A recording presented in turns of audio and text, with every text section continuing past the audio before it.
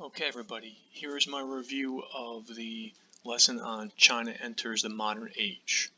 I'm going to go through this. I won't read everything to you, but I'll go through all the questions and all the answers so you know, if you did that already, which ones are correct, which ones are incorrect. It's a good idea to read through the introduction to this. And the words to know, these are some key vocabulary terms. They give you definitions, so you have that. Remember, if at any point you come across a word that you don't know, you can always click up here, and let's say you didn't remember dynasty. If you go and you click on the book, it'll tell you a sequence of powerful leaders in the same family. So just like it says here, if you want it to pronounce the word for you, Dynasty. it'll say it for you.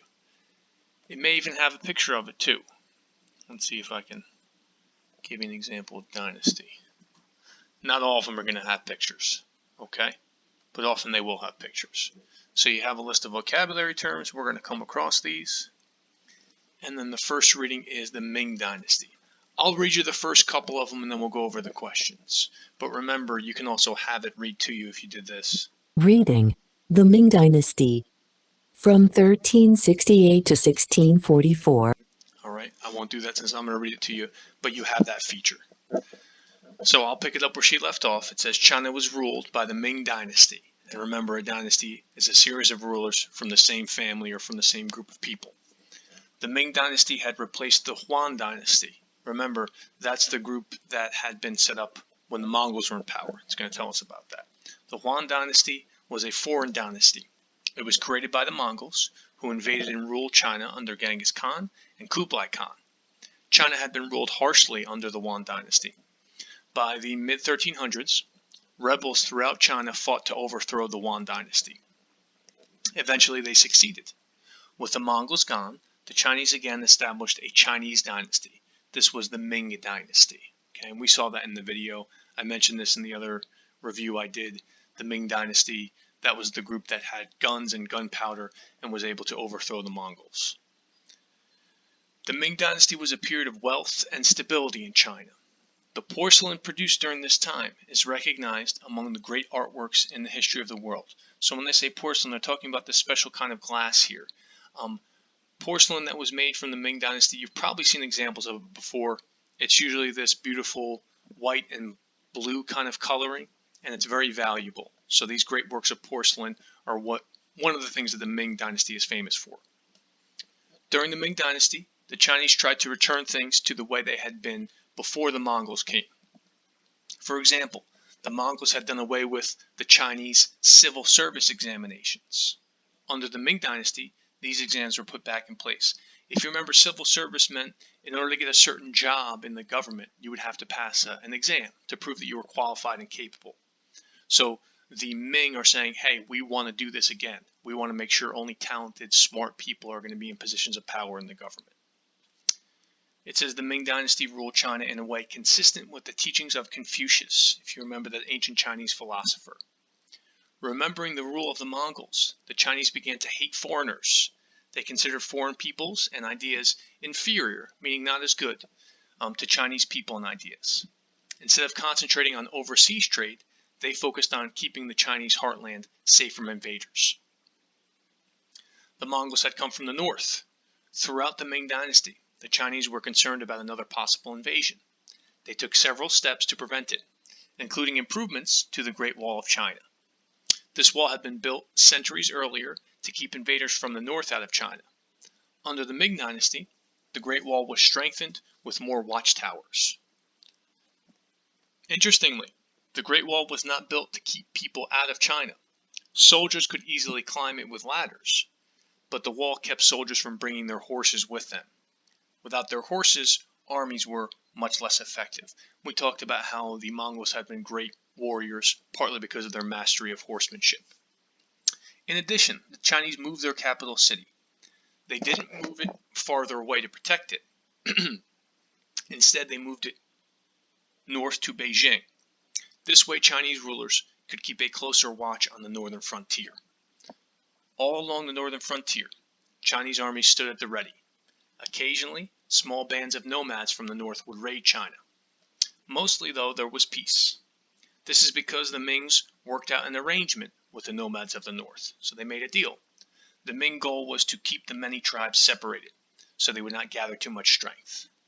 The Chinese gave gifts of money and honor to nomad chiefs. In exchange, these tribes promised not to invade China and to pay China a yearly tribute. All of these steps kept China safe for nearly 300 years. But soon, another threat arose north of the Great Wall, as you will see. Okay, so here are the questions about this section on the Ming Dynasty.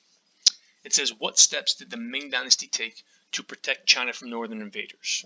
We have, they strengthened the Great Wall, they stationed armies in the north, they made arrangement with nomads of the north, or all of the above. Your best choice would be all of the above. Those are all things they did to protect themselves from invasion.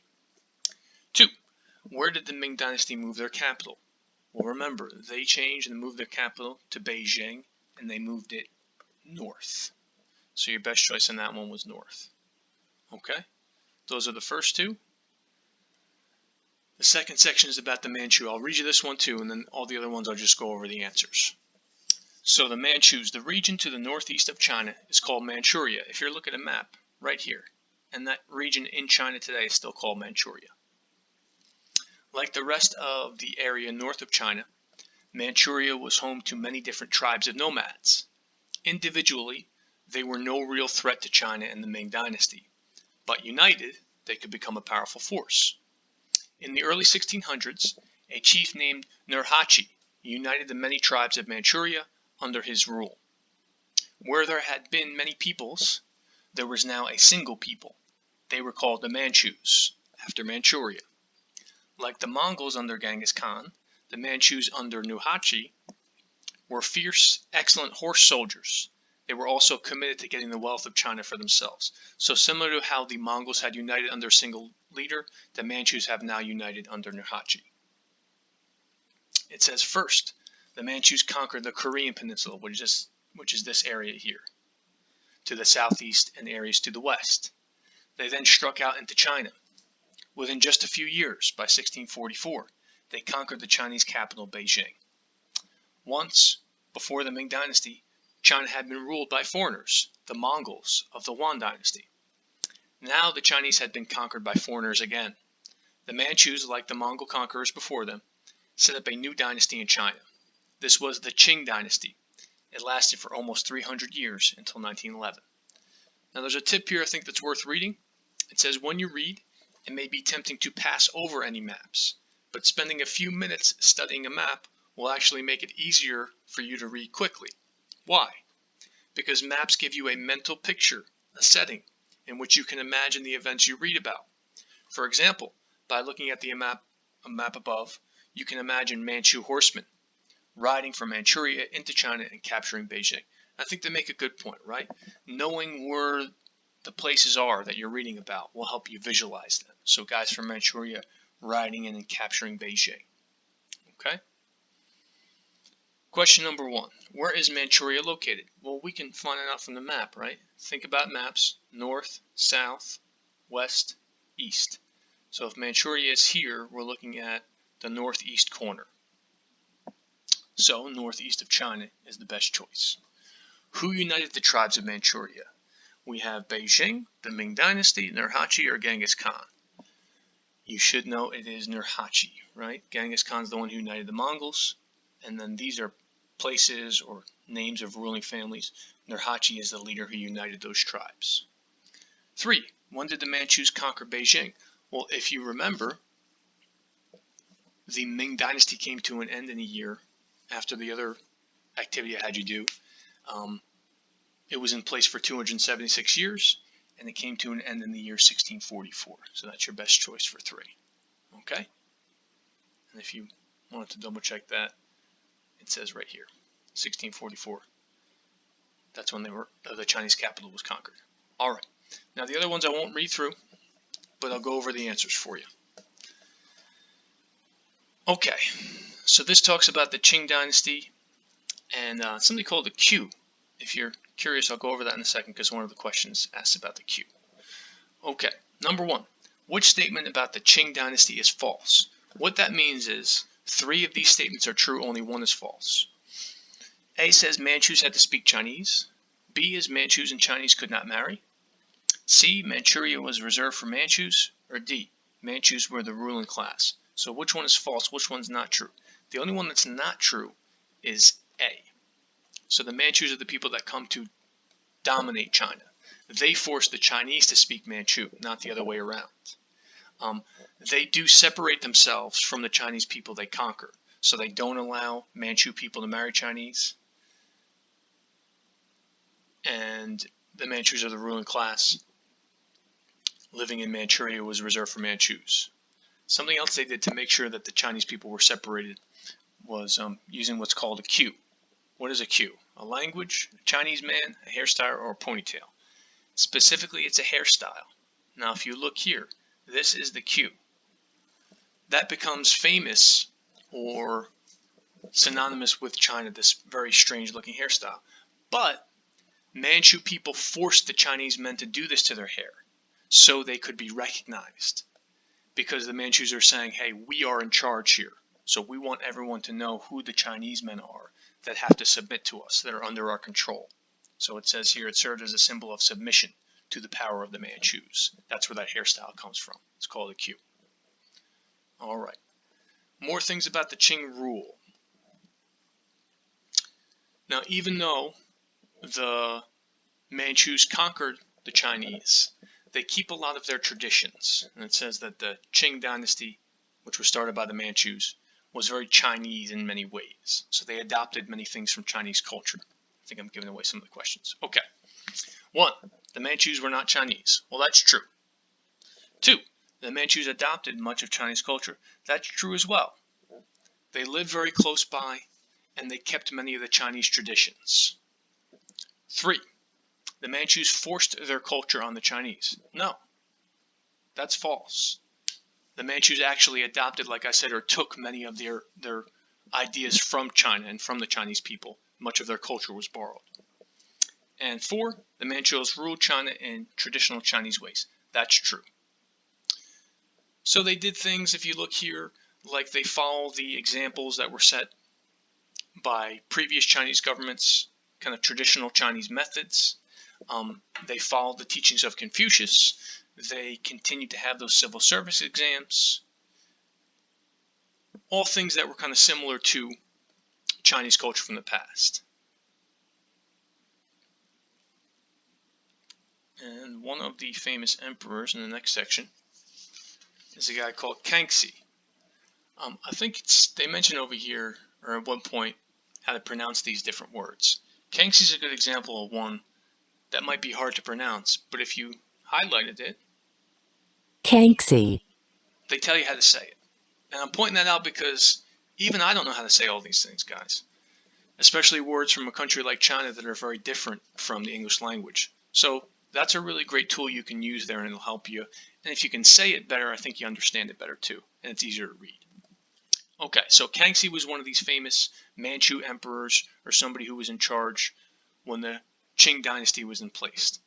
They say that he ruled from 1661 till 1722, so a very long time. All right, let me go on here. Before it goes down, even though it says Emperor Kangxi was not Chinese, he was supported by the Chinese people. Now this question, some of you guys gave great answers to this. Do you think it's important for a ruler to be a native citizen of the country he or she rules? Why or why not? So, does the ruler have to be born in that country? Many of you said yes, and I understood why. You said, well, that person is going to care about his people or care about her people, is going to be familiar with the people and their culture, and want that country to be successful in the future. Somebody born in a different country might be loyal to that other nation and not to the area that he has taken over. Or that person might ignore the culture of the people there. And we've seen some examples of that. Somebody that comes and conquers other people might not be very friendly to those conquered people, might punish them, might enslave them. Now that's only one opinion. If you think, hey, if a person is smart and is a good leader, it doesn't matter if he's born in that country. If the person is going to be kind and fair and rule in a way that people like, well, maybe she can be from anywhere. So that's up to you. That's your opinion. As long as you explained it, you get credit for that. All right. Beneath. When did Emperor Kangxi rule? Well, you should have seen that he took over in 1661 and ruled until 1722. So your best choice is the 1600s and 1700s. Okay. 2 says, which statement about Emperor Kangxi is false? Meaning, which one is not true? 3 are true, 1 is not true. Let's see. Emperor Kangxi was a Manchu. Emperor Kangxi did little to help poor Chinese farmers. Emperor Kangxi ruled according to Chinese and Confucian tradition. Or Emperor Kangxi directed efforts to control floods. There's only one that's not true. And like we said, he was respected by the Chinese people even though he was not Chinese. The one thing that's false is that he did little to help poor Chinese farmers. That's not true. He did things to help them. It talks about him controlling flooding. He's remembered as a good emperor. He had them build levees, things to stop rivers from overflooding. He did things to build storehouses for grain so farmers would have extra food in case there were poor harvests and people wouldn't starve. So the one thing that's not true is that he did little to help poor Chinese. He actually did several things to help the poor Chinese. Okay, next section is about life during the Qing Dynasty. What was it like to live in China during this time period? Let's see, first question. The population of China increased during the Qing Dynasty. That is true. In rural areas as well as in city areas. 2, trade within China increased during the Qing Dynasty. That is also true. And 3 says urbanization within China increased during the Qing Dynasty. That's true as well. And if you didn't remember, urbanization they talk about is really the growth of cities. So the population is doubling, they say from 300 million, doubled to nearly 300 million, which is just about how many people live in the United States today. But more and more people are moving to cities. So urbanization is the growth of towns and cities. So even though more people are living everywhere, many more are heading to the cities because there's more trade, and that's going to attract people who are traders and merchants, and all that takes place in cities. Okay? All right, the next section is about Qing culture. What is their way of life there? Well, let's see. What cultural activity became popular in the cities during the Qing Dynasty? Is it reading novels, attending the theater, that means going to see plays, sports, or both A and B? If you read the section above, you'd see that 2 things they did were reading novels and attending the theater. It mentions that because we see cities growing, more and more people are learning to read, which means there's going to be more books, literacy rates increase, and then also people are looking for fun ways to spend time. So it says plays, another type of cultural activity, were also widely enjoyed. 2, what kind of scholarship was well supported during Qing rule? Is it histories of China, writings about Confucius's ideas, encyclopedias, or all of the above? If you looked at the last paragraph, you'd find out more people learning to read, there were more books, and many scholars are writing about China, about Confucius, encyclopedias, all of these things. When Kangxi was emperor, they say 15,000 books were published. So all of the above is your best choice. What about women? Was it fun to be a woman during the Qing Dynasty? The answer is no. It talks about for years and years how women, especially in farming areas, had to work side by side with their husbands. Although they were not necessarily treated equally, they were contributing members of the family.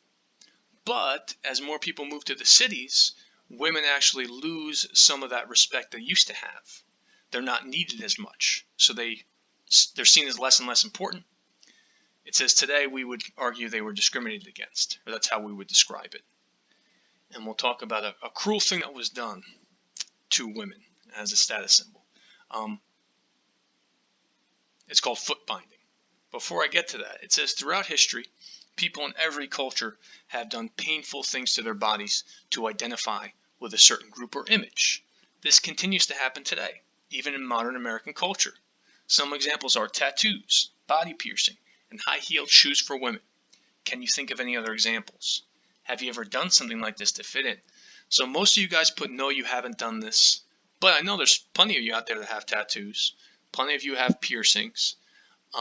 Plenty of women, even if it's only a special occasion, are going to wear high-heeled shoes. These are all things that are painful, uncomfortable, that people do, maybe not necessarily to fit in, but because it's part of your culture, it's part of a tradition. Those kind of things are very common. What they did to women in China during this time period was very, very cruel. So one says, what was foot binding? The practice of binding and breaking girls' feet, a style of footwear, a way to prepare a man's feet for battle, or none of the above. What you should have read is that it was the practice of binding, tying very tightly a girl's feet to the point, and it would start very young, but the feet would actually break, and it would make it difficult even for women to walk, which sounds crazy. Why would you do this to somebody? But for men, it was a status symbol. I'm so wealthy that my wife doesn't have to work, was kind of their mentality. She doesn't need to be responsible for anything. So that's why they did this extremely cruel thing.